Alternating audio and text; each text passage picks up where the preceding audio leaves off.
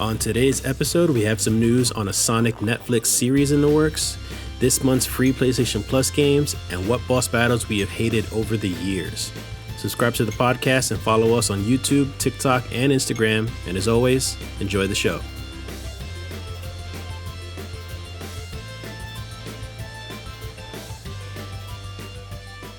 Another day, another podcast episode. Hell yeah. So what you been playing lately? Lately, not much actually. I was gonna buy Hitman, like probably tomorrow and start that. You haven't bought it yet? No, I haven't. Because I wanted to dream drop to try to get like some of the other hidden keyblades that are in it. Because like you have your story ones and then like you also have your extra ones. So I got like 2 extra ones for Riku. And I also have to do that for Sora, and I'm like, You make it sound like it's work now, like it's not even fun anymore. Oh no, I mean I just finished it. It's just like okay, so with Dream Drop you have to play as both of them, right? Mm-hmm. But they each like share their individual levels. And Pete is a secret boss, is Julius. And he is frustrating as hell to fight. And I'm like 30 levels behind on Sora than I am with Riku.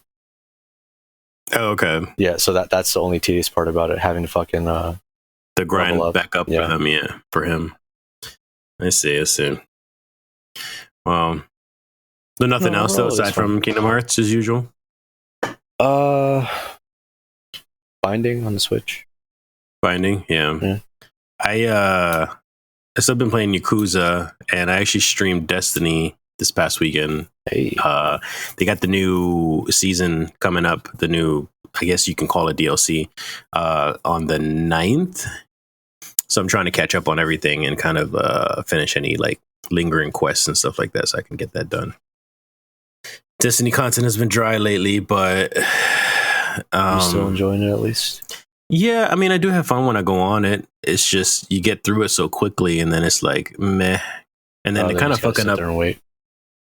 Yeah, you just sit there and wait. Or at times too, they'll fuck up on content. Like they have this system where there's a limit to how much you can upgrade on a weapon. It's called a sunsetting weapons and armor. Uh-huh. I don't know if they use that term for anything else. Have you ever heard that term before? Never heard of that. Okay. That's what they're calling it. So it's like essentially you can upgrade weapons and armor up to a certain level, and then it's no longer viable once like the next seasons or next DLCs are released, because you're obviously raising your level as well. They raise the level cap. Mm-hmm. So those weapons become obsolete. And what they've been doing is that they make these weapons obsolete and then they bring them back again at a better level cap. So as you have to regrind for these weapon rolls all over again. So it's like an artificial extension of like gameplay where it's like you're forced into having to get your gun all over again or your armor all over again. So a lot of people are pissed off that like, why did you take away my weapon when I could have just kept it in the first place? Yeah. So if you're gonna give it back to me, then why not just leave it? Yeah. So the whole sunsetting thing is a big mess right now. So a lot of people are pissed, and then they're like taking and putting in other gameplay stuff that a lot of people don't really agree with. Some people do agree with. So I don't know. It's all over the place, but hopefully it'll get better with the next expansion in September. Yeah, let's get to the news. We'll just talk about the news right now. I got a couple of articles here. Game Informer, they have an article out that talks about Biomutant, the developer's Experiment 101. They're talking about why Biomutant went quiet after years. And everyone's wondering like if the game had been canceled, delayed, or they're just not hyping it up. So the article says they finally have a release date. It's for May 25th this year. They also explain why they disappeared. I'm only going to explain the gist of the article, where the head developer, Stefan, I cannot pronounce his name. It's like some foreign last name. But he says the studio... You just looked at it and you're like... I'll spell it for you, and I'll probably still have a hard time doing that. All right, let's see. Do it. Go for it. Shoot. Ljungki QVIST. QVIS. How do you pronounce that? Anyways, onto the article. Yeah. So he says the studio only has 20 people working on this game. And this is a gorgeous looking game. So for 20 people to be working on it, imagine the scope of it being an open world sandbox action adventure game. Apparently the scope of it grew bigger and bigger and bigger. So because it did, they needed more time, essentially doing the opposite of what CD Projekt Red did, which is basically not hype the game up. That's why they disappeared. They didn't want to hype the game up. They didn't want to talk about a game that they weren't sure when the release date was going to be. So they went quiet so they can take their time and work on it more without being pressured to release. Mm-hmm. So unfortunately, they decided to release the game only on the last gen consoles because of the hassle of having to now push for next gen. They didn't want to do that. So there's no word yet if they would ever work on the new gen version. What are your thoughts on Biomutant? Have you seen anything about it yet? Have you looked at footage or anything like that? I don't even know what the hell you're talking about, to be quite honest. You gotta look that up then. So Biomutant, it's like this open world hack and slash action adventure. It's almost like the character that they always show is like Rocket Raccoon. Yeah. But from what I'm understanding is that you can create your character in so many different ways because you're altering the character's DNA.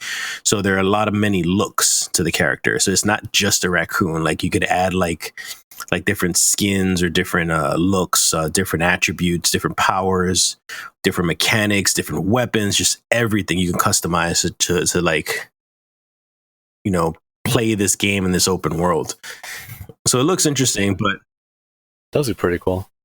Yeah, so I just found it interesting how they went about this whole release date for the game and being quiet for a while. This is actually a really good example of how some developers should be handling game releases, especially when they get delayed, is just go quiet. I'm sure a part of it has to do with the publishers, like we talked about before. Sometimes the publishers are the ones that get greedy and they tend to push stuff or advertise stuff too much, and then they get overhyped. But this is a perfect example of like what they should have done. That way, it's not just like all these expectations and then it's just a huge letdown. If we don't have expectations, then it's kind of hard to get like let down. Yeah, and then when it's good, you're surprised, pleasantly so. Yeah, it looks super generic when they first announced it and first started showing footage, and then maybe like after a couple years they released some more stuff that it changed a lot, and it looks great. Oh, it seems like it's probably still be something the open world crafting, kind of ordeal. Well, hopefully it's not too generic, but hopefully this wait is also very much worth it.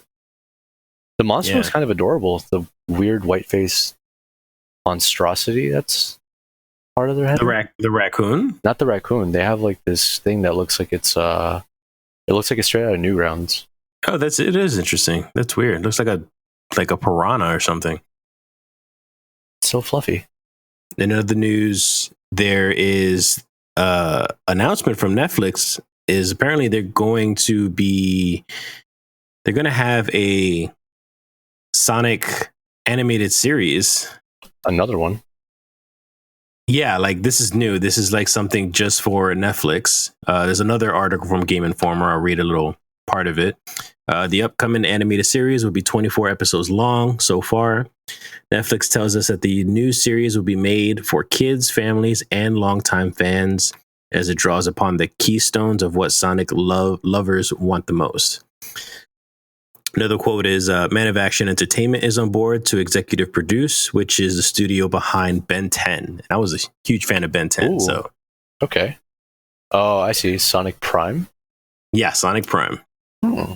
So they talk very briefly on that article about like a multiversal type of thing. I don't know if they were just saying that as an example or not. I don't really get it, but I think they were just saying like this is just a different version of Sonic. I think was what they were really just trying to say. Don't expect a gritty, violent Sonic reboot. That would be really weird. Yeah, it would be kind of cool if they brought Jaleel White back, which is the original voice of Sonic from the animated series, like the original animated series. Everybody knows Jaleel White, Steve Urkel. Yeah. So, Yeah, that seems kind of interesting. I mean, I still consider that gaming news since it's Sonic. Oh, it definitely is. I don't know what to expect from that. Like, I hope they don't get too kiddie-ish, too childish about it. Well, I mean, if it's focused on the age range of 6 to 11, we'll Probably see. Yeah, because I mean, if it's Ben 10 and as it says, the original Big Hero 6, so should be okay. Ben 10, I still followed pretty well without like feeling like I was a child, you know. And same thing with thing with Big Hero 6. Yeah. Oh, Big Hero was really good, but it's not awesome. Not the Disney one. It's the one that the Disney movie was based off of. What do you mean? It was a comic prior. Yeah, it was a Marvel comic. Yeah. So it was going off of that one before it was onto Disney. I'm kind of excited, honestly. Personally, with Ben 10, it was like I was more into the original one before they changed the art style, and even I didn't follow so much when he was like a bit older. But it was still good from like the episodes that I did see. Yeah. When he was growing up, still figuring out his powers and stuff. Mm-hmm. Yeah. It kind of got a little weird for me once. Yeah, I would say when he got older and he started to do some weird time travel stuff, and then eventually he found out that he became this huge superhero. Mm-hmm. That's when I lost touch with the show. When he saw his brolic ass adult self. Yeah, exactly. We'll go through these pretty quick then. This month, February, they announced PlayStation's the PlayStation Plus games, the free ones that are coming out for February. That is Control Ultimate Edition, which I want to talk about with you. I haven't played, so you'll be like, introducing me to that. Say again? I said I haven't played that one, so you'd be introducing me to that. Oh yeah. Well, so before I go on that, so yeah, it's Control Ultimate Edition. Second one is Destruction All Stars, which is interesting because that's a PS5 exclusive, which is a PS5. It's a brand new game and you're getting it for free. So yeah.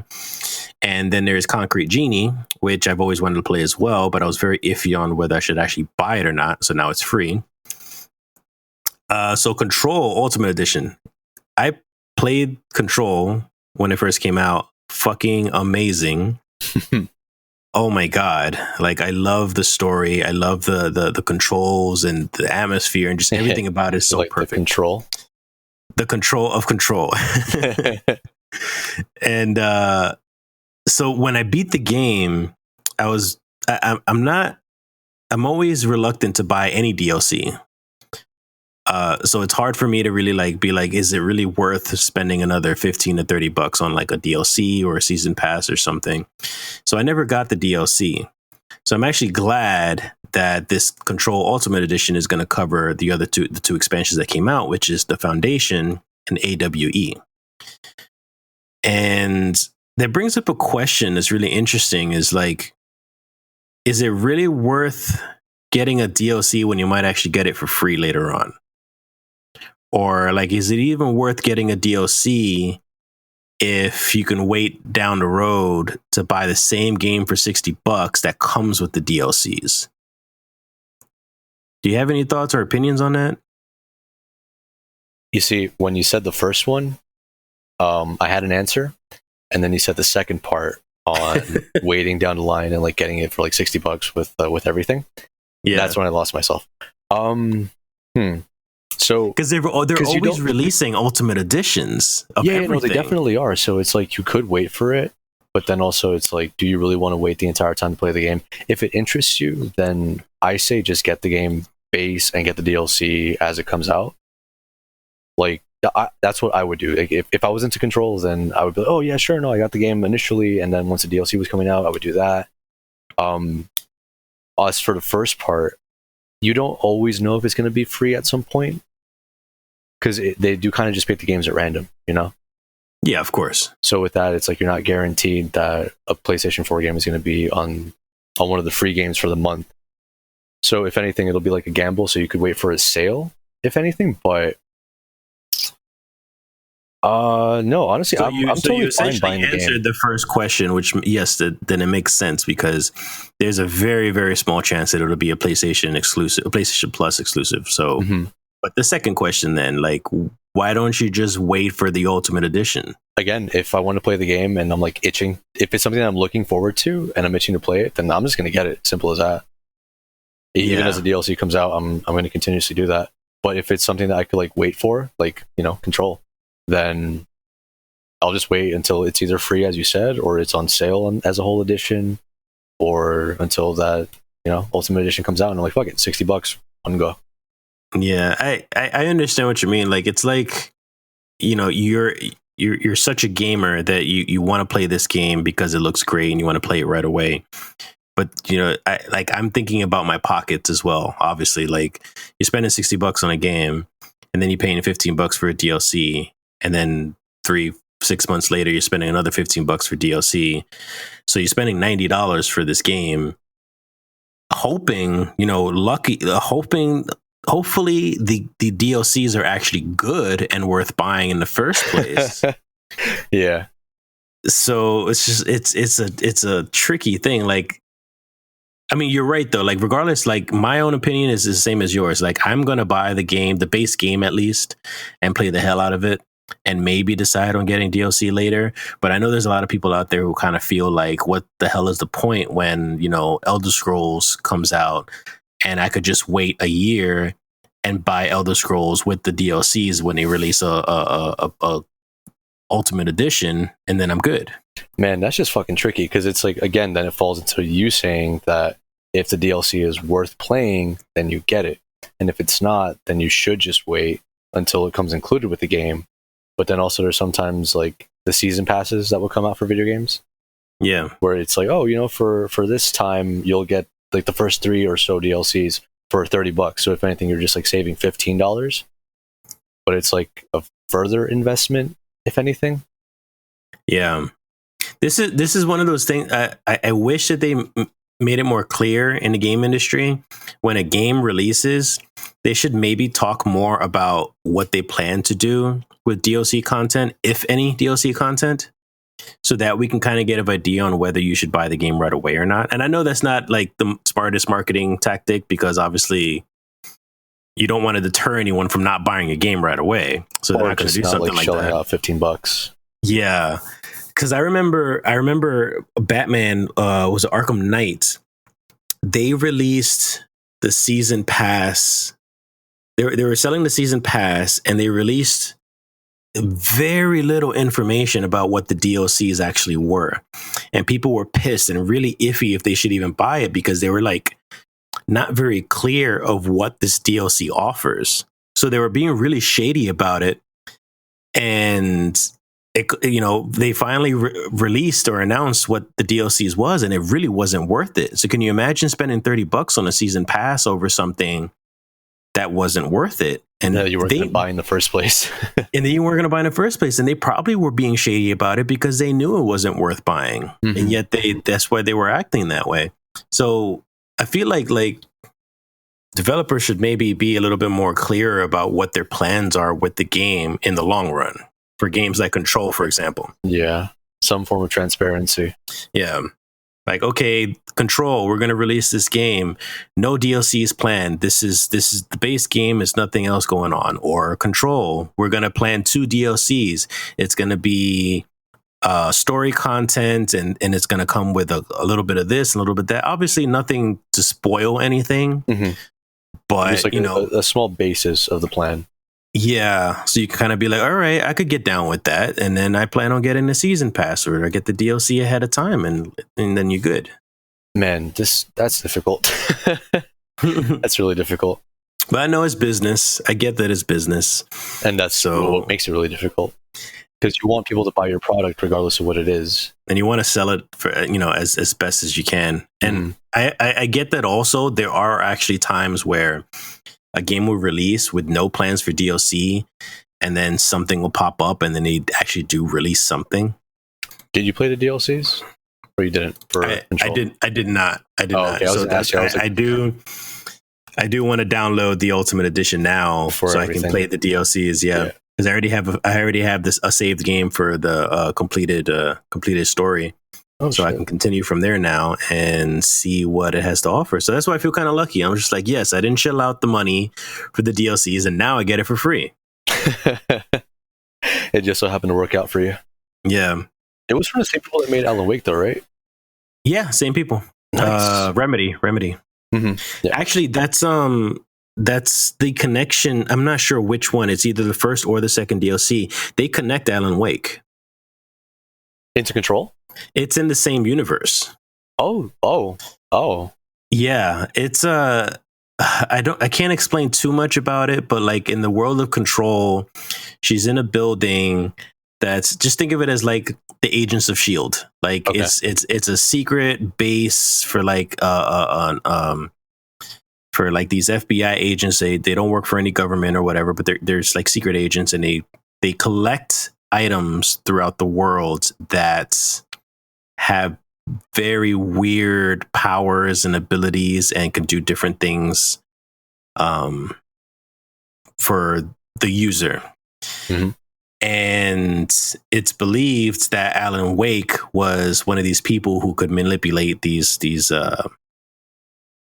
items, like for example his flashlight, Because it actually could like eliminate dark.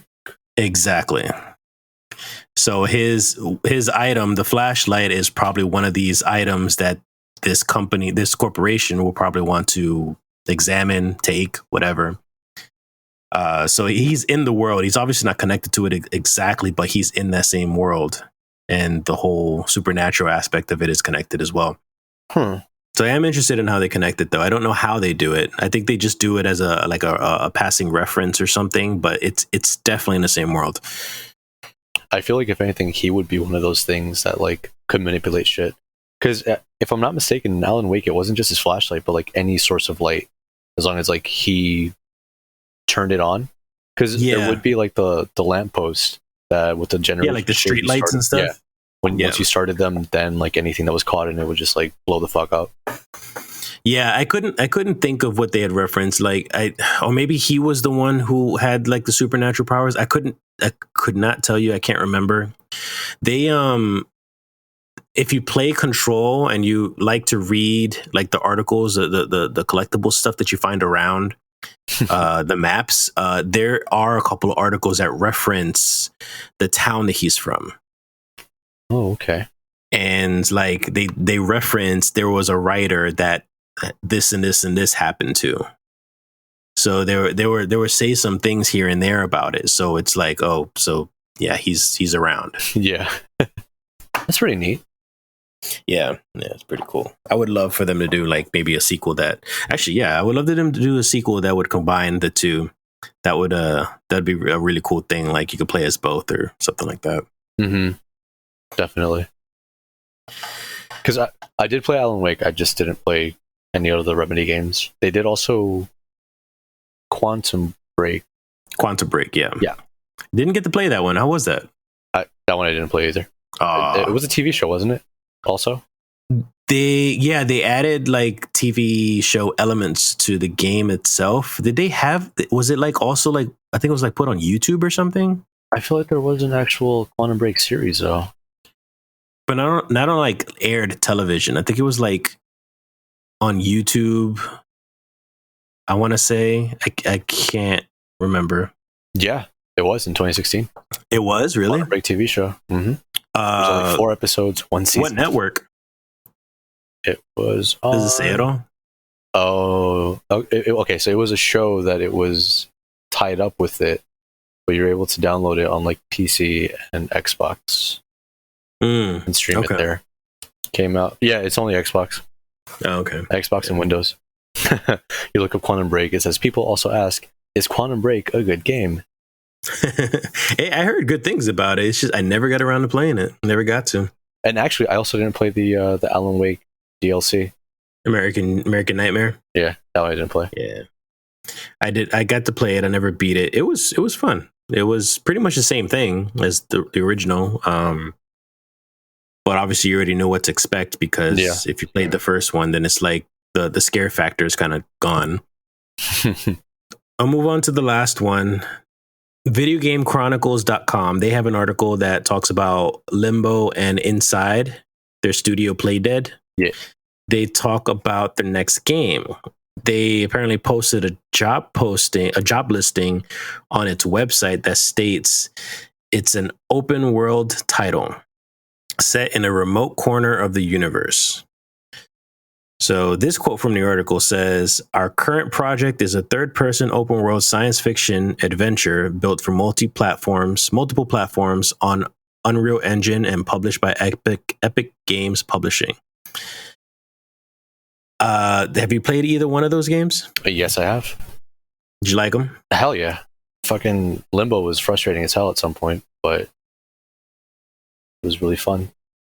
Yeah, I liked them both. I think I did. I kind of liked. I kind of liked Inside more. Really? I don't know. It was just a stranger aesthetic to me. Like with Limbo, it was just shadow kind of silhouette type of thing. But like with Inside, it was just a different art style. I mean, it played kind of similar, but it was a different art style that I kind of enjoyed more. Especially with the weird zombie-ish type people. Oh, like the faceless.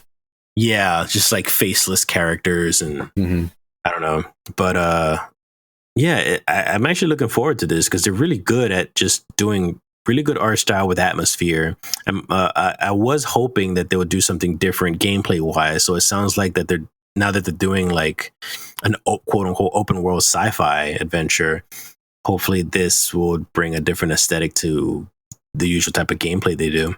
Well, I mean, I'm pretty sure they're still going to have the feeling of it, even if it's not just a fucking like X and Y axis. So I'm kind of looking forward to it. They didn't of course. with both Limbo and Inside, so because what is it? Limbo was more. It wasn't very sci-fi, but Inside was really sci-fi towards the end. It's like a steampunk sci-fi-ish or dystopian sci-fi. Yeah. So you're gonna apply? Am I gonna apply? What would I apply for? I don't know. It just says join us on our next project. Playdead.com/jobs.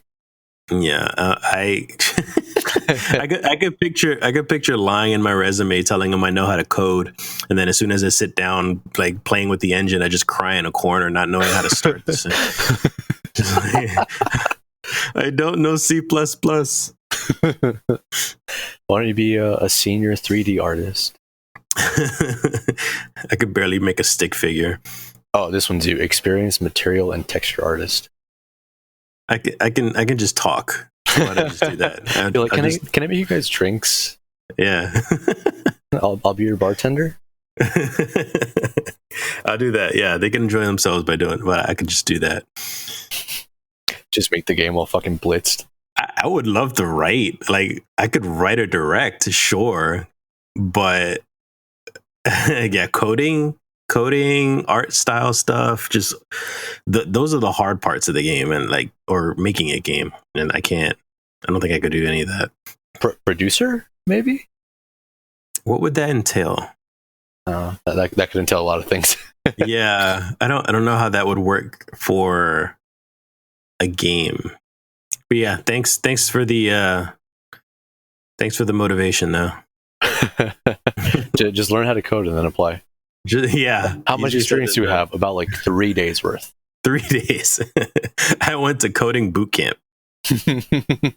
There are some game engines out there that kind of like you can make video games without knowing how to code, but those like are Dreams. A lot more Dreams is a good example, but I'm talking about like for the PC, like you could load up a software and kind of drag and drop like these coding blocks in a way. Oh yeah, and they're basically functions, and each one function does something different. You can make a fairly simple game with that. Yeah, so I always wanted to try to do it, but they're expensive. The RPG Maker. Yeah, that thing just like shits out games left and right. Yeah. And see, an RPG I can't do because that takes so much time, like just writing dialogue and scripted events, and then all the stats that you have to put for like all the monsters and characters and then scaling. I was just gonna say that in the scaling too, percentage of how much like experience and stat bonuses you get, just that's too much math. So then just have it, right? So like the first monster you kill, you get maxed out right away. That's it. That'd be hilarious. You could do like a quick 10-minute game where you max out on the first battle, and then you fight the boss. You fight the last battle. You fight a dungeon rat, and you're level 99 already. Sounds fun. I'll buy it. No hassle about grinding. None of like that tedious RPG like annoying shit. Fucking right next to you, you got the armory. You find the final weapons there. No problem. Easy victory. Maybe I'll just make a text-based adventure about bartending. That actually sounds kind of cool. Because at that point, it's like seeing how everything is just, as you said, text-based. It's left to the imagination. So make it like one of the old point and clicks on how like wacky some of the results could be. Oh, that's a good idea. Right? You use 151 and then suddenly like there's no more bar because you just fucking blew the place up. Okay, yeah. These are all. Oh my god! Wow, I'm not drunk. I swear. These are all your ideas. Make sure nobody steals them. Right. Fucking copyright Drunken Guardian. We will not sue. If you do steal, at least give credit. Yeah, right. No, don't give credit. Just don't steal. That's our money right there. All right. Well, yeah, he has spoken. Well, all right. Well, let's just go to the next topic at hand. Randy, this was your idea from last week, since we had talked about our favorite boss battles. You wanted us to talk about the most hated boss battles, right? Yeah, because some of them are just fucking irritating. Yeah. Yes, they are. And we're not going to include anything from like Dark Souls or anything that's meant to be super hard initially. So no, some from software games. Wow, I'm dyslexic today too. So yeah, we'll be back and we'll start talking about that.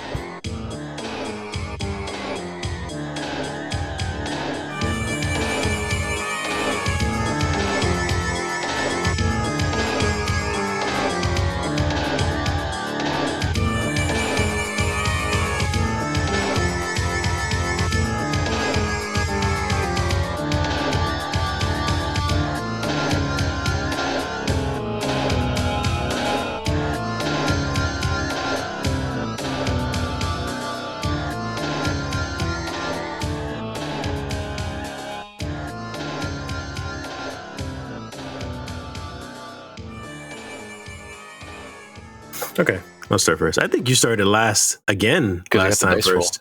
Yeah, you got the dice roll. I'll start first. So I actually wanted to give you a shout out about this boss battle before we get started, because I was trying to think of a couple that I had actually done and see if it speaks to me. And one of them kind of did. So this is kind of like a honorable mention. Yeah. Yes, it's an honorable mention. Jesus Christ. I don't know what's wrong with me today.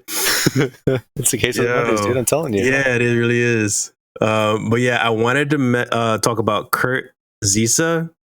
Oh, from Kingdom Hearts? Hell yeah. Yeah, from Kingdom Hearts. That is the only boss battle from the whole series, like this, optional boss battles that I never beat. Like I even beat Lingering. I even beat Lingering Will before I even beat this guy. Jesus. Yeah, so he's just an honorable mention that I wanted to talk about, but he's definitely not like a big one on my list, I would say.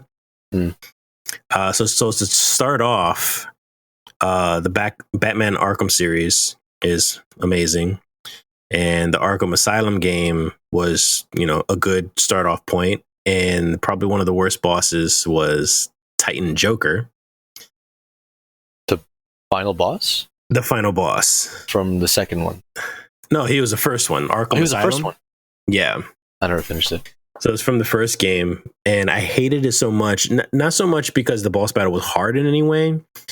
It was more so because it did not fit the Joker's character, and a lot of people felt this way too when it came out. Mm-hmm. the Joker as like this hulking, like abomination looking monster was very off character. So he was trying to actually beat up Batman, with his fists, with his muscles, and that's not the Joker at all. No. So I was very thrown off by the fact that not only was the battle easy because it was very formulaic when it comes to like a typical boss battle, but it was just a really bad character development for him. They basically turned him into Atlas from the end of BioShock. Yeah. Like this, this smart man, this educated man, and then you just turn him into like some beast and you just fight him that way with just muscle. And it's just, I don't know. It was just really bad. I didn't like it at all. Yeah, no, throwing in Brawn after like all the brains, it's like, what? Sure, I guess. Mm-hmm. Yeah, that was a short one for me. That was my first one. What about you? I could see why anyone would hate that one though.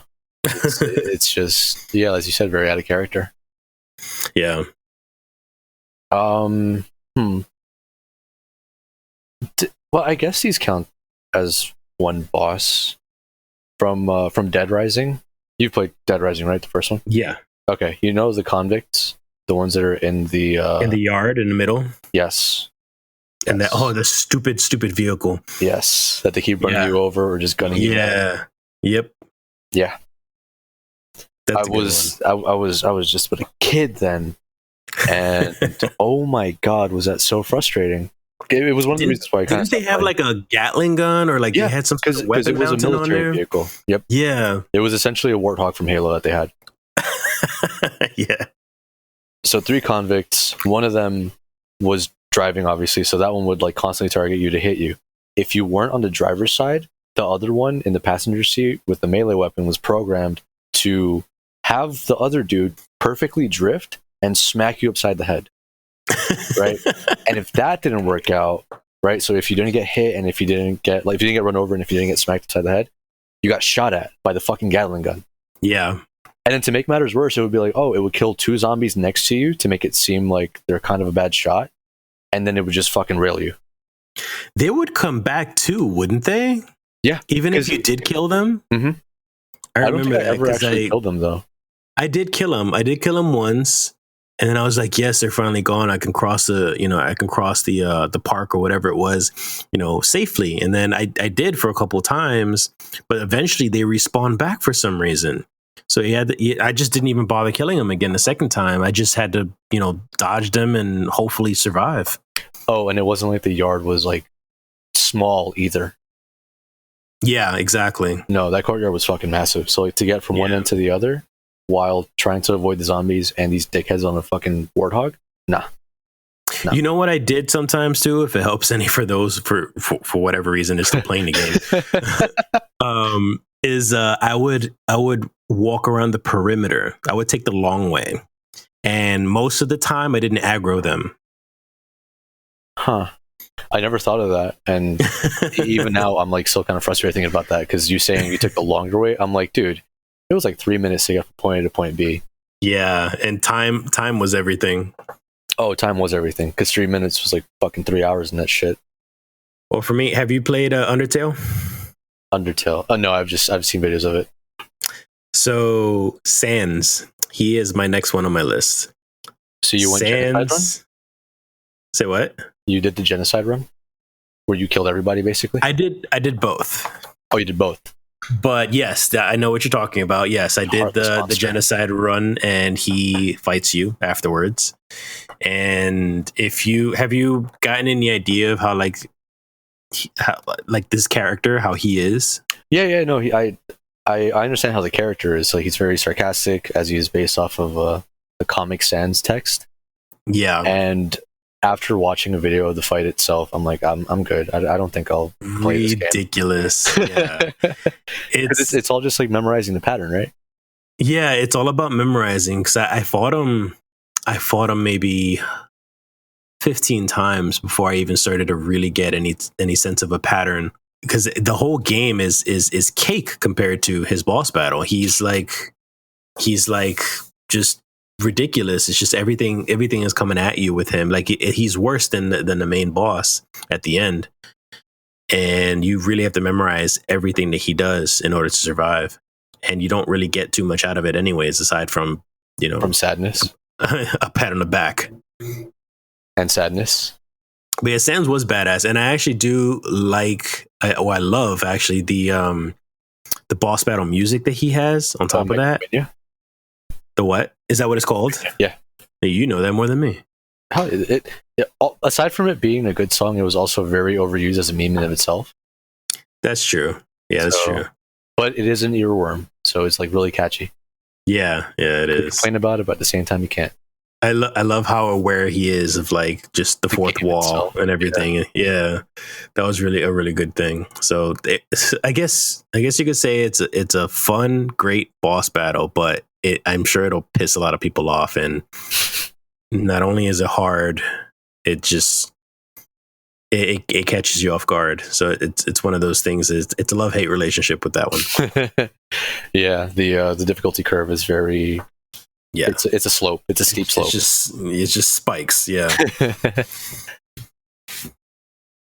What about you? Next, from the recent game, Sakuna, I would say the last boss. Honestly speaking, any boss in that game is really frustrating because I think I've only killed 2 of them on the first try, whereas the other ones just like fucking wipe the floor with me. But the final boss, it's he has 3 phases. I'm not like gonna go into spoilers or whatever, but it's 3 phases. The first phase is unreasonably difficult. The second phase, not so much, and then the final one is just like, okay, cool, that's it. Like the boss fight is basically fucking done. But when I say that the first phase is just hard as shit, even once you like figure out the pattern, he'll hit you for a fucking third of your health in one go. So it's like you have to know what you're doing, and then to recover your health, you need to be out of combat. And the only way that you could get out of combat is if you finish one phase and try to stay like into the corner. Because if you're in the middle, it's like, okay, no, you're still in the fight, so no problem. Your health's gonna stay at that. If you go into the second phase with just like 1/3 of your health bar, or even if like you just have a little fucking sliver, then yeah, you might as well just wipe and start all over again. So to see that like final cutscene over and over and over again, it wasn't fun. Did it not allow you to skip it? You don't skip it, you fast forward it. Okay. So it's still 20 seconds of sitting there. Yeah. But yeah, I mean it was fun, but I was just like, fuck. Because it took me from what? I started him at like 4:40 in the morning, and it was almost 7 o'clock when I beat him. Oh, and also, fun fact, the final board, you can't like just exit. So you have to play that entire thing. And if I was to just like kind of say fuck it and go to bed and pick it up in the morning, I'd have to start that whole board from the beginning. The whole level? Yeah. Oh wow, that's bad. Yeah, that's bad. It's frustrating. That whole final board, just fuck it. That's one big boss. Really? Yeah. I mean, again, it was fun. Did enjoy it. Yeah, that's good. Yeah, so you did finish it finally. Yeah. It's very, very worth playing. So if you get the chance, you should definitely give it a shot. Man, I got so much stuff. I swear to you, like I really do want to play, because actually after you told me about it, I did look up some footage, and it really looked. I love the art style, just like you said. It's so like, fucking cute, so good. But it's just there's so many other games that I already bought that are on my back catalog, including my Switch. So I got PC, Switch, and back catalog for my PlayStation. So it's too much stuff. You gotta start getting through some of those, man. Even if it's like fucking 5 minutes a piece. But life is kicking me in the ass right now. I got 5 classes right now, and then on top of the other study program that I'm doing, and then I still got work, and then I'm doing the podcast, of course. And oh god, oof. On the next week, we'll do Drunken Guardian therapy, where we sit down and talk about our issues. My fear of failure. That's what it is. We just get real existential really fast. All right, well, I'm going to give you my last one, and I know you're not going to know this. Oh, actually, maybe you might know this one. Well, you did play D1, Destiny 1. Skolas. You know Skolas? The name probably won't ring a bell, but he was in the Skolas, Kel of Kells. Is he in a raid or is he just like in a story battle? He is not in a raid. He is in a he's in a piece of DLC content. So he was a part of, I believe it was the second DLC for Destiny 1. It's called House of Wolves. And the story was that the story was that Skolas was imprisoned in in a very high max security prison for a lot of bad people called the Prison of Elders. And a lot of the enemies escaped, and it was your job to run in and try to round them up and kind of stop the riots that are going on in the Prison of Elders and stuff. And Skolas was the final boss. And afterwards, you put him back in the Prison of Elders, and he's essentially trying to escape again. And he is a huge encounter for a Prison of Elders event that you can do, kind of over and over and over again. So for those who don't know, in Destiny, you have these three elements. You have Void, you have Solar, you have Arc, which is Void is like gravity powers, I guess. Solar is fire, and of course, Arc is electricity. And every week, when you play this event, they throw different modifiers at you to kind of make the game, make the activity a bit more difficult for you. And one specific modifier made Skolas, the final boss battle, impossible to do. And that was a solar burn, which was essentially any solar damage done to you is, practically doubled, maybe even tripled. I can't remember. I don't know the specifics on the damage ratio. And the problem with that was that Skolas, his only attack was he shoots a cannon at you, does solar damage. So he does one hit kills every time. And no one could handle this. Nobody could do this. It was impossible. So Bungie had to nerf this, I think twice. In order to get this down to a point where people could actually play that specific modifier for that week. So I will forever remember this because I actually beat Skolas in Solar Burn. And that was mostly because thanks to Gallahorn, which everybody loves, which is like the biggest rocket launcher ever in the Destiny universe, which also does solar damage. So you can kind of like melt Skolas before he even gets a chance to touch you as long as you had Gallahorn. But it was still a pain in the ass regardless. And it was such a broken boss battle because of that 1 week when he had a solar burn. And I hated it. Like that had to be double nerfed. It had to be double nerfed. So I beat him once. Never again did I ever do it if there was a solar burn modifier on there. I just didn't do it that week. You were traumatized. Oh my god, it was bad. It was so bad. Yeah, I didn't play House of Wolves in the beginning, I think, but I did do the that prisoner thingy, so I do remember who the hell he is. But I never I didn't experience your pain. You should get back on Destiny 2 because they go back to the Prison of Elders. It's actually how Cade 6 dies. Oh wow, spoilers, thanks. Well, it's not really spoilers. It's been, 2 years now? Sir, you think I look up anything about Destiny 2? See, here I was going to get invested, and now I'm like, shit, should I even get attached to any of these characters? No, and you know what? That is another problem to bring up with Destiny 2 is that they have some really great characters, and a lot of them you don't really get attached to because they don't go in too deep on any specific one. Oh. There's a lot of lore that you could read up on each character, and I guess you can kind of get attached to them that way. But because you're reading it rather than, actually observing everything unfolds and watching it cinematically, like it's kind of harder to invest in those type of characters by just reading it. By skimming over a fucking page. Yeah. And that's if you unlock it too. You have to unlock those pages in order for you to read it. So you have to unlock really cool backstory that you can't even watch. Exactly. Fun. Yeah. You got any more? Yeah, one of them it's kind of obvious, but I'm like, should I go into that? Kingdom Hearts. Yeah, that as I told you, it's like Vexen made me break character where I like squeeze a controller. I don't like do that. Vexen? Yeah, he just freezes you and steals your fucking data, and like you have to make sure his positioning is good enough for you to hit him, so that the circle that's on the floor doesn't follow you around. Because when it's under you, it locks onto you, and even if like you're in the air or whatever, it's still taking the data. And once one bar fills up, you have like 5 levels. Anti-Sora like gets summoned for him, so then you have to worry about 2 fucking assholes. But you can't just fight Vexen normally. He has a shield that you have to break, and then you can hit him. After a certain amount of damage, he flash freezes you, that you get frozen in place, and you have to mash the triangle button. But as you're doing that, the circle spawns underneath you, so he almost gets a full bar off of that. So either way, like you're gonna have an anti-Sora on your ass.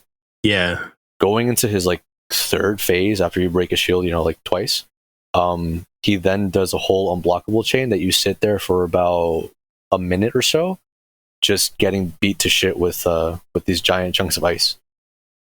And because like you get set to 1 health, like you know how there's a second chance and once more. Like if you would be killed by a combo, you're like stuck at 1 health until the combo finishes. Yeah, you reset yourself. If you reset yourself, you just die right away over there because there's no like kind of frame to really be safe from it. So yeah, that one took me a long time. But I guess that could be an honorable mention because there is one game that I played way the fuck back when I was like, I'd say 11, 12 or so. And it was for the Xbox Live Arcade. It was called The Dishwasher Dead Samurai. Really fun game. The Dishwasher! I remember that game. Okay. Yeah. You know the Viking?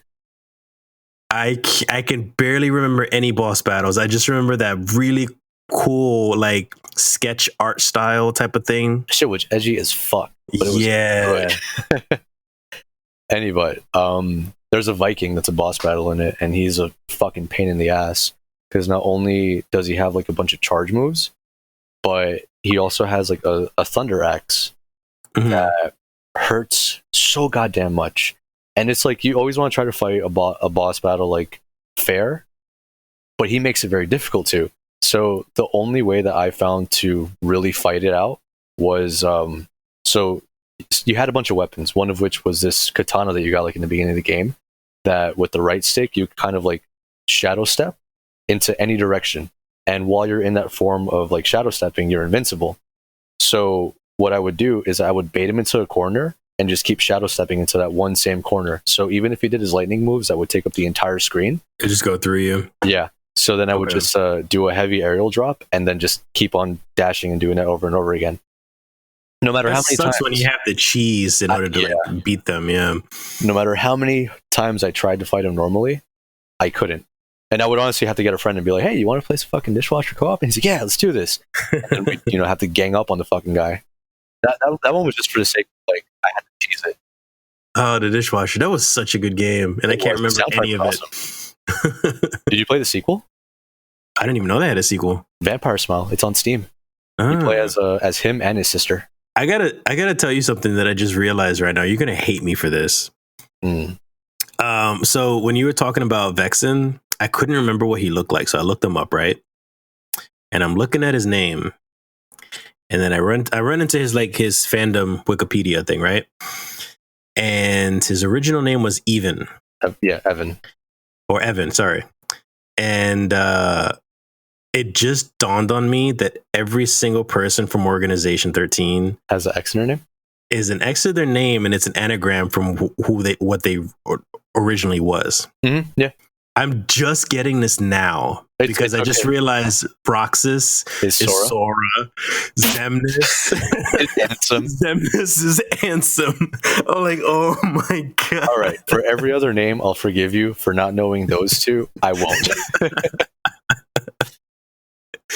I never thought of this at all. You know that also Xehanort, aside from his actual name being Xehanort, it's an anagram for no heart.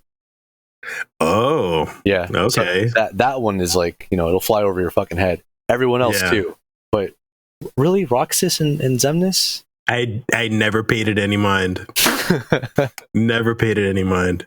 Well, oh now you know. man, that's funny. But he's a prick.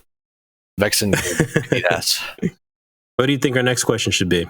I guess a memorable level or like part. Specific. Yeah, just like a very specific level? part. Yeah, of a game.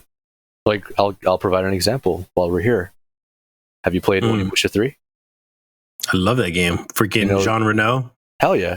Yeah. You know the part where you're playing a Samanosuke and you have to like do that entire fucking trudge through this giant field of demons? Well, yeah. Like the PlayStation 2 era. But that whole fight was really fucking cool because it was also super easy to level up your weapons that way. Yeah. But it was really nice because it was to go fight Nobunaga and then like Ranmaru ended up being possessed and shit. But yeah, like that. That's a throwback. Right? That's good. That's really good. Yeah. Okay. So that's the next question next week. So it's what is your favorite level or event in a video game? Even if it's not a part that you have to play through, just as long as it stuck with you. Okay, yeah, that's a good one. So we'll see how that goes, and I'll post that up on TikTok and Instagram. See if we get any bites. anyone wants to comment on it. Well, hopefully they do, and you give a shout out in the podcast. So hell yeah. All right, so we'll leave it at that. And thank you again. And I guess we'll see you next week. Of course. Oh, and by the way, first week of every month, I'm going to be posting 2 episodes essentially because every first week of the month we're going to be doing a retro gaming episode with Danny. So he's going to be joining us at least once a month, and we're going to talk about retro games and stuff. So give a listen to that one as well. Yep. All right. So we'll see you guys. Have a good night. Bye-bye. Or day, whenever you watch it. Listen. Guys.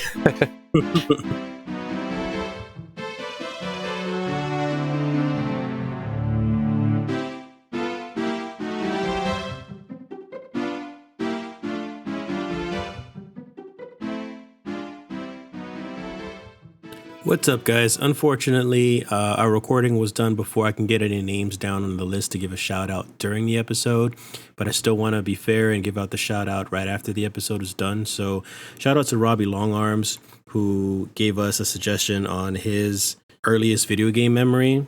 And the same goes for BattleBot66.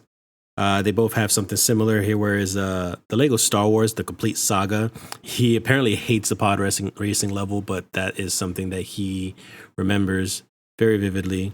And the same thing goes for BattleBot. He talks about the same game, but he just hates the snow speeder section, which I find kind of funny too, because it's the same thing with me. As for Instagram, HRBerto13, his earliest memory was playing the arcade shooter 1942 when he was younger in Mexico. I'm not sure if he meant the old classic 1942, the original 1942, or it was like they've done a couple of remakes with that stuff. Either way, that's still pretty impressive. So you've been playing for a very long time, actually. So that's pretty cool throwback that you got there. Now, the winner this week for the Guess the Game on my TikTok is OG Gamer, where he gave the full title, which is Metal Gear Solid 3 Snake Eater. So you got that right, OG Gamer 97. I appreciate the comment on there, and I hope to see you in some more future Guess the Game games on TikTok. Anybody else want to join in on it? Join the TikTok crew and send a comment, Guess the Games. I will see you guys in the next episode.